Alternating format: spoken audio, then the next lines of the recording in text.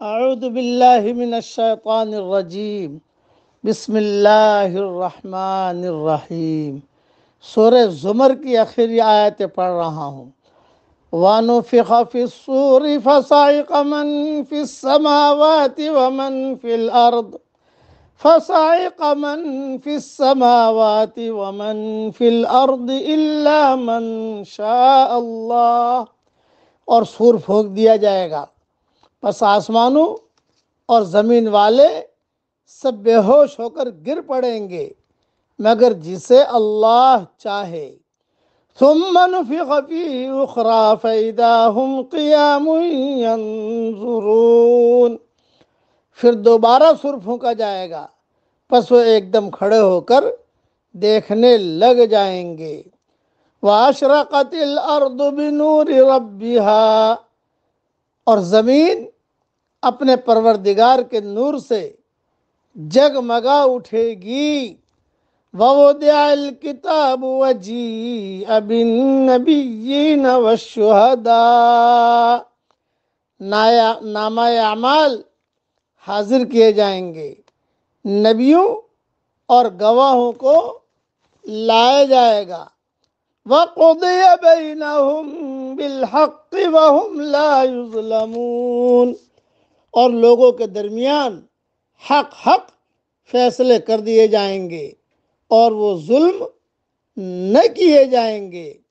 وَوُفِّيَتْ كُلُّ نَفْسٍ مَّا عَمِلَتْ وَهُوَ أَعْلَمُ بِمَا يَفْعَلُونَ، اور جس شخص نے جو کچھ کیا ہے بھرپور دے دیا جائے گا، جو کچھ لوگ کر رہے ہیں وہ بخوبی جاننے والا ہے۔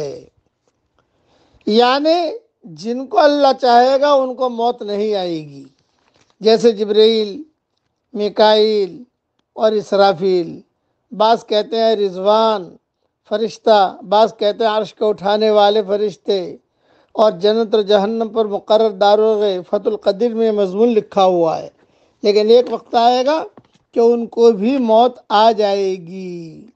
قیامت کی ہولناکی اور دہشت اور وحشت کا ذکر ہو رہا ہے کہ سور پھونکا جائے گا، یہ دوسرا سور ہوگا جس سے ہر زندہ مر جائے گا، خواہ آسمان میں ہو خواہ زمین میں، مگر جسے اللہ چاہے، جیسے کہ سور کے مشہور حدیث میں ہے۔ پھر باقی رہنے والوں کی روحیں قبض کی جائیں گی، یہاں تک کہ سب سے آخر خود ملک الموت کی روح بھی قبض کر لی جائے گی، اور پھر صرف اللہ تعالیٰ ہی باقی رہ جائے گا، جو حی و قیوم، جو اول سے تھا اور آخر میں دوام کے ساتھ رہے گا۔ پھر فرمائے گا آج کس کا راج پاٹ ہے، اللہ فرمائیں گے آج کس کا راج پاٹ ہے، آج کس کا راج پاٹ ہے، 3 مرتبہ یہی فرمائے گا۔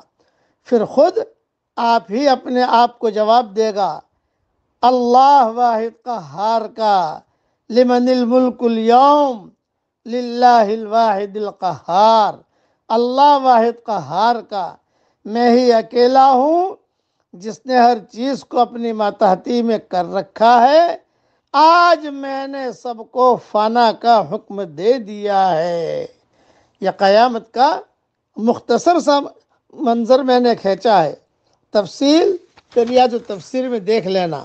اس لیے قیامت کے دن جب کہ اللہ تعالیٰ اپنی مخلوق کے فیصلے کے لیے آئے گا، اس وقت اس کے نور سے ساری زمین جگمگا اٹھے گی، نامہ اعمال لائے جائیں گے، نبیوں کو پیش کیا جائے گا جو گواہی دیں گے کہ انہوں نے اپنی امتوں کو تبلیغ کر دی تھی، اور بندوں کے نیک اور بد اعمال کے محافظ فرشتے لائے جائیں گے، اور عدل اور انصاف کے ساتھ مخلوق کے فیصلے کیے جائیں گے، اور کسی پر کسی قسم کا ظلم و ستم نہ کیا جائے گا۔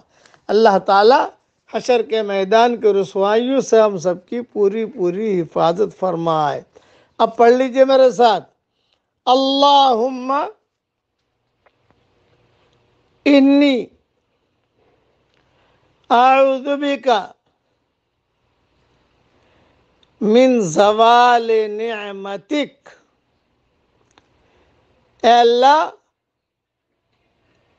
جو تو نے مجھے نعمتیں دی ہیں مجھ سے میرے گناہوں کی وجہ سے چھین مت لینا۔ حدیث کی یہ دعا ہے، یہ دعا پڑھنے سے اللہ تعالیٰ نعمتوں کی حفاظت فرماتے ہیں۔ اللہ تعالیٰ ہم سب کے لیے یہ دعائیں قبول فرمائے اور قیامت کے دن اللہ تعالیٰ رسوا نہ کرے، بلکہ خوشی خوشی اللہ کے دربار میں ہم سب حاضر ہو رہے ہوں اور حضور صلی اللہ علیہ وسلم ہمارا ہاتھ پکڑ کر ہم سب کو جنت میں داخل کرا رہے ہوں۔ آمین۔ وآخر دعوانا ان الحمد للہ رب العالمین۔